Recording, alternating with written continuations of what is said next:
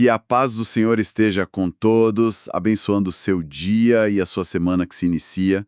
Hoje nós vamos fazer uma análise profunda de uma passagem das Escrituras que é, ao mesmo tempo, desconfortável e incrivelmente esperançosa. É o capítulo 3 do livro de Jeremias. E para nos guiar, temos em mãos o texto bíblico e os comentários sempre muito esclarecedores de Charles H. Dyer. Olá a todos. E a nossa missão aqui, sabe, é desvendar a metáfora central que Deus usa. E é uma das mais íntimas e dolorosas de toda a Bíblia, que é a de um casamento traído. Vamos explorar não só a profundidade da infidelidade espiritual, mas também a surpreendente e quase ilógica oferta de graça que surge no meio do caos. E, claro, o que o texto nos mostra sobre como é um retorno genuíno a Deus. Num cenário legal da época. A questão que ele levanta é: se um homem se divorcia da esposa, ela se casa com outro, e depois, sei lá, se separa de novo, o primeiro marido poderia simplesmente aceitá-la de volta? A lei era bem clara sobre isso. Claríssima. E o comentário do Charles H. Dyer aponta diretamente para Deuteronômio capítulo 24. A resposta era um não categórico. A lei dizia que um ato desses contaminaria a terra. Era uma linha que não podia ser cruzada, sabe? Simbolizava uma quebra de aliança que se tornava permanente. Exato. E é justamente esse cenário que Deus usa para confrontar Judá. Ele estabelece uma regra da sua própria lei e diz: olha, vocês fizeram exatamente isso comigo. Vocês me deixaram, se prostituíram com muitos amantes, ou seja, com deuses falsos, né? E agora, audaciosamente, vocês pensam em voltar como se nada tivesse acontecido. A linguagem é chocante porque a ofensa era chocante. Isso contextualiza tudo. Não é só uma história. É uma acusação baseada na própria lei que eles diziam seguir. Mas aí vem o versículo 4. E quando eu li, minha primeira reação foi pensar: ok, talvez aqui comece o arrependimento. O povo diz a Deus: meu pai, tu és o amigo da minha mocidade. Isso soa como uma tentativa de reaproximação, um apelo à história que eles tinham, né? Mas a análise do Dyer vira essa interpretação de cabeça para baixo? E vira completamente. E é aqui que a gente começa a ver a diferença sutil, mas abismal, entre remorso e arrependimento. Dyer descreve essas palavras não como um clamor sincero, mas como gritos vazios projetados para manipular. Manipular. Uau. Exato. É a linguagem de quem foi pego e agora tenta usar palavras doces, memórias antigas, para escapar das consequências. Eles queriam um relacionamento com o pai, com o amigo, mas como o versículo 5 deixa claro, ao mesmo tempo continuavam a fazer todo o mal que podiam. Então é uma tentativa de ter os benefícios da aliança sem a responsabilidade da fidelidade. É querer o conforto do perdão sem a dor da mudança. Precisamente, é uma negociação, não uma rendição. Eles estavam dispostos a dizer as palavras certas, a evocar uma nostalgia espiritual, mas não a abandonar os ídolos e as práticas que causaram a ruptura em primeiro lugar. Isso levanta uma questão que atravessa os séculos, né? Quantas vezes usamos uma linguagem de fé para apaziguar nossa consciência ou a Deus, enquanto nossas ações continuam indo na direção oposta? O texto nos força a olhar para a nossa própria sinceridade. E essa falta de sinceridade, essa tensão entre palavras e ações, fica ainda mais explícita. Depois desse confronto inicial, o cenário muda um pouco.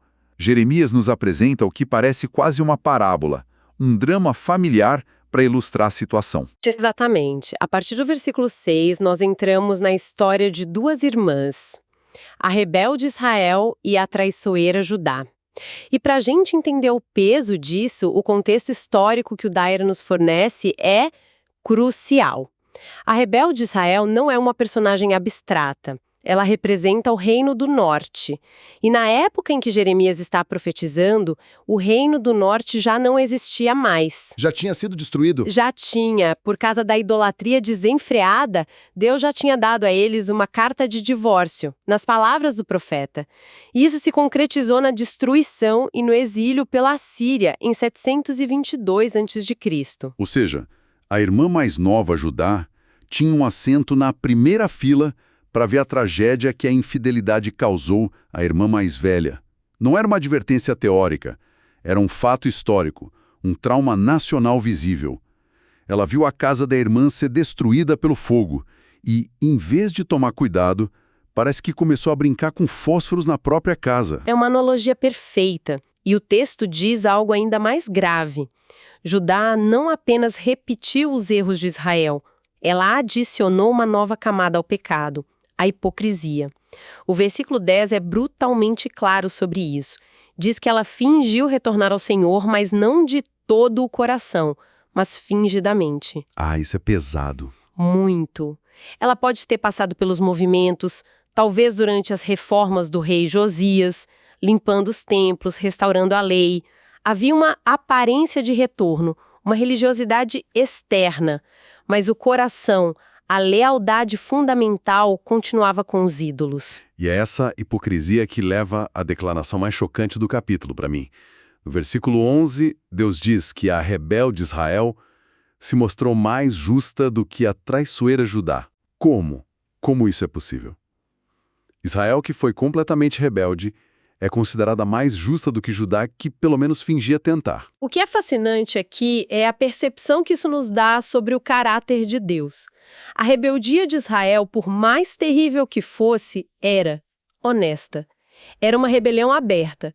Eles não fingiam servir a Deus enquanto adoravam Baal. Eles simplesmente adoravam Baal. Certo, era direto. Era. Judá, por outro lado, tentou jogar dos dois lados.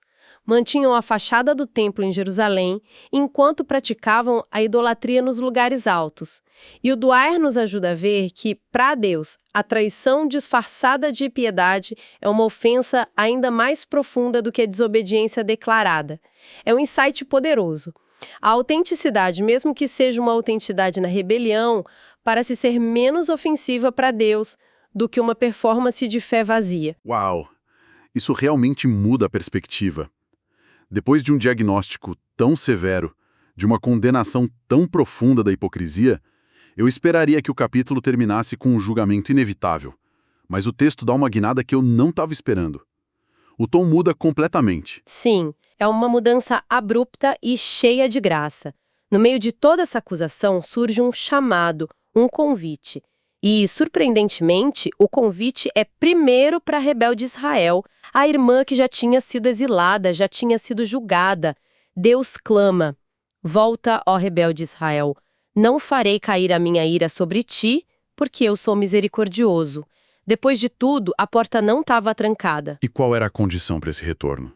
Eu imagino uma lista longa de sacrifícios, rituais para compensar por décadas de idolatria. E é aí que a simplicidade do Evangelho aparece, mesmo no Antigo Testamento. A condição não é uma lista de obras, mas uma única atitude do coração. Versículo 13.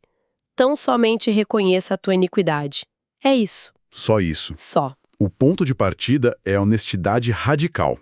É parar de fingir, parar de dar desculpas e simplesmente admitir a verdade do próprio pecado.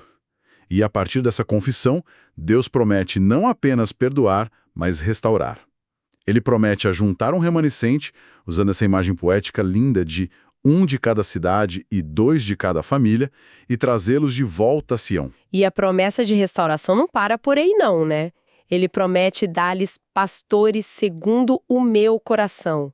Isso parece uma resposta direta ao problema que os levou à ruína em primeiro lugar, que foram os maus líderes, os maus pastores. Sem dúvida, ele promete líderes que os guiarão com conhecimento e inteligência, em vez de corrupção e idolatria. Mas a promessa de restauração futura vai a um lugar ainda mais radical e envolve um dos objetos mais sagrados de toda a história de Israel, a Arca da Aliança. Certo, o versículo 16. Ele diz que, nos dias futuros, ninguém mais diria a Arca da Aliança do Senhor. Nem se lembrariam dela, nem a fariam de novo. Para o ouvinte original, isso deve ter sido um choque monumental. A Arca era o símbolo da própria presença de Deus na Terra, o centro dos santos. Como se pode imaginar uma adoração a Deus sem ela? É um ponto crucial. Se a gente conecta isso ao quadro geral, como Dyer nos incentiva a fazer, vemos uma promessa de que algo muito melhor está por vir. A arca era um símbolo físico e localizado da presença de Deus. Estava contida em uma caixa, dentro de uma sala, dentro de um templo, numa cidade. A promessa aqui é que essa presença localizada seria substituída por algo infinitamente maior. O versículo 17 diz que a própria cidade de Jerusalém seria chamada o trono do Senhor, e todas as nações se ajuntariam a ela. Então a presença de Deus não estaria mais contida em um objeto, mas se manifestaria de uma forma tão abrangente que a cidade inteira se tornaria seu trono. Exatamente. Aponta para uma restauração futura e gloriosa, que os profetas posteriores e o Novo Testamento identificam com a era messiânica, quando o próprio Cristo reinará. A presença de Deus não será mais mediada por um objeto, mas será uma realidade global e direta. A promessa transcende o símbolo para se tornar a própria realidade. Incrível. Então, depois de estabelecer a profundidade do pecado, a falsidade da religião de fachada e a incrível promessa de um futuro de restauração, o capítulo termina de uma forma muito prática, quase como se Deus dissesse: ok, eu ofereci o caminho de volta. É assim que se parece quando alguém realmente o percorre. Sim, os versículos finais, de 19 a 25, são o que o Dyer chama de um modelo de verdadeiro arrependimento. Não é mais Deus falando com o povo, é a voz do povo respondendo a Deus da maneira ideal. É um roteiro para a reconciliação genuína, e vale muito a pena analisar os passos. Vamos detalhar isso. Qual é o primeiro passo nesse modelo? Começa com emoção genuína, não manipuladora. O versículo 21 descreve uma voz nos altos, choro e súplicas dos filhos de Israel.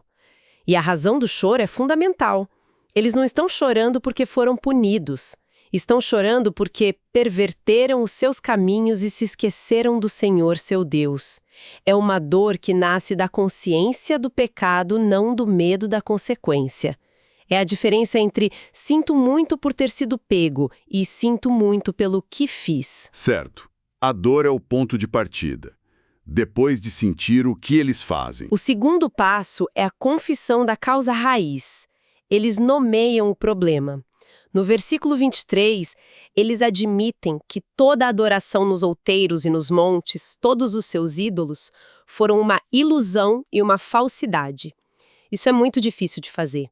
É fácil dar desculpas vagas, mas é preciso coragem para apontar para o ídolo específico e chamá-lo de mentira. Eles estão desmantelando verbalmente o sistema de crenças falsas que construíram. Depois de rejeitar o falso, eles precisam se apegar ao verdadeiro. Esse seria o próximo passo. Perfeitamente colocado. O terceiro passo é uma declaração de fé. No final do versículo 23, eles afirmam: verdadeiramente, só no Senhor, nosso Deus, está a salvação de Israel. Isso é uma reorientação completa de confiança. É o ato consciente de abandonar todas as outras fontes de esperança e declarar que a salvação vem de um único lugar. É a fé nascendo da confissão. E por último, parece que eles assumem a culpa por completo. Não há nenhuma tentativa de culpar as outras nações ou as circunstâncias. Exato.